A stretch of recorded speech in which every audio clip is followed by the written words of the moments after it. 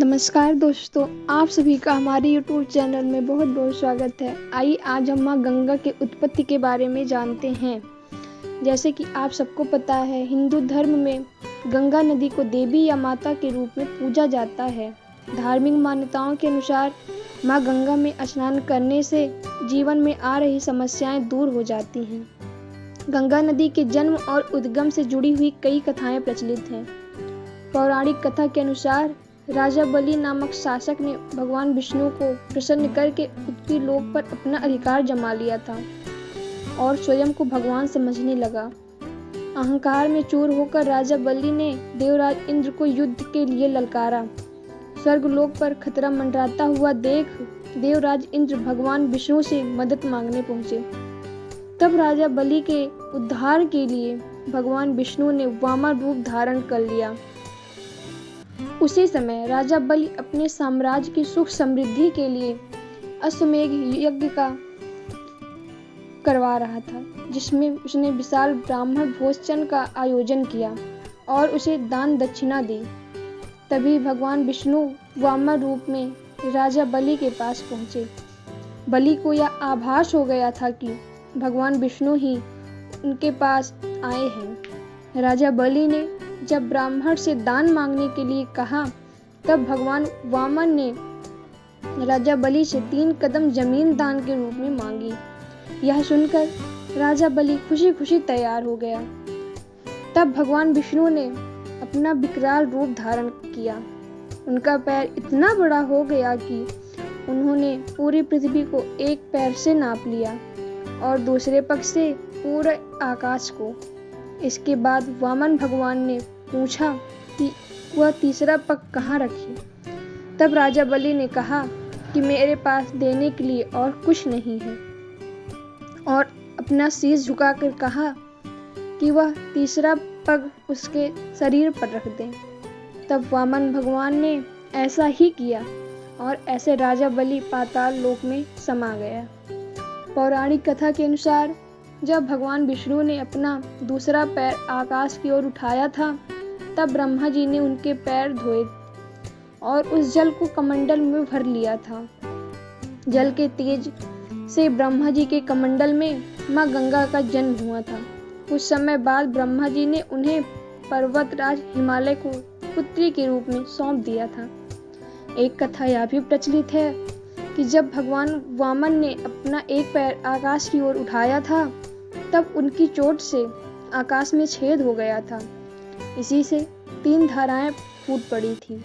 एक धारा पृथ्वी पर गिरी, दूसरी स्वर्ग में और तीसरी पाताल लोक में चली गई।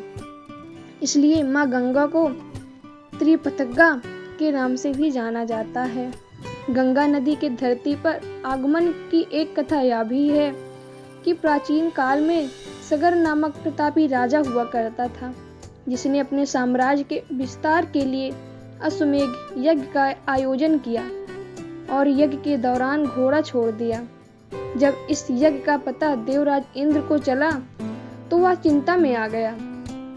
उन्हें यह चिंता थी कि अगर अश्वमेध का घोड़ा स्वर्ग से गुजरकर जाता है तो राजा सगर स्वर्गलोक पर भी अपना साम्राज्य स्थापित कर लेंगे। पौराणिक काल में अश्वमेध यज्ञ के दौरान छोड़ा गया घोड़ा जिस राज्य से गुजरा था, वह राज्य उस राजा का हो जाता था। इसलिए स्वर्गलोक गंवाने के भय के कारण इंद्र ने अपना वेश बदलकर राजा सगर के घोड़े को चुपचाप कपिल मुनि के आश्रम में बांध दिया। इस दौरान कपिल मुनि घोर ध्यान मुद्रा में थे। जब घोड़े के चोरी की बात राजा सगर को मिली, तब वह अत्यंत क्रोधित हो गए और उन्होंने आवेश में आकर अपने 60,000 पुत्रों को घोड़े की खोज में भेज दिया। जब उनके पुत्रों को यह ज्ञान हुआ कि कपिल मुनि ने आश्रम में वह घोड़ा बंधा हुआ है, तब उन्होंने भ्रांतिवश कपिल मुनि को चोर मान लिया और उनसे युद्ध करने के लिए आश्रम में घुस गए। ध्यान मुद्रा में लीन कपिल मुनि को जब शोर सुनाई दिया, तो वो घटना स्थल पर पहुंचे, जहां सगर के पुत्र उन पर घोड़े की चोरी का इल्जाम लगा रहे थे। यह सुनकर देव मुनि अत्यंत क्रोधित हो गए उन्होंने क्रोध में आकर राजा सगर के सभी पुत्रों को अग्नि में भस्म कर दिया और सभी पुत्र प्रेत योनि में भटकने लगे। ऐसा इसलिए क्योंकि बिना अंतिम संस्कार किए राख में बदल जाने से पुत्रों को मुक्ति प्राप्त नहीं हो पा रही थी। राजा सगर के कुल में जन्मे राजा भगीरथ ने अपने पूर्वजों की आत्मा की शांति के लिए भगवान विष्णु की कठोर तपस्या से प्रसन्न होकर जब भगवान विष्णु ने भगीरथ को दर्शन दिया तो उन्होंने वरदान मांगने के लिए कहा। भगीरथ ने पूर्वजों की आत्मा की शांति के लिए माँ गंगा को धरती पर लाने की प्रार्थना की। माँ गंगा मृत्युलोक में आने के लिए तैयार नहीं थी, लेकिन उन्होंने यह युक्ति सोची और यह शर्त रखी कि वो अति तीव्र वेग से धरती पर उतरेंगी और रास्ते में आने वाली सभी चीजों को बहा देंगी। गंगा की शर्त से भगवान विष्णु की भी चिंता में आ गए और भोलेनाथ से इसका हल निकालने के लिए कहा। तब भगवान विष्णु ने कहा कि वह गंगा को अपनी जटाओं में समाहित कर लेंगे, जिससे धरती पर विनाश नहीं होगा।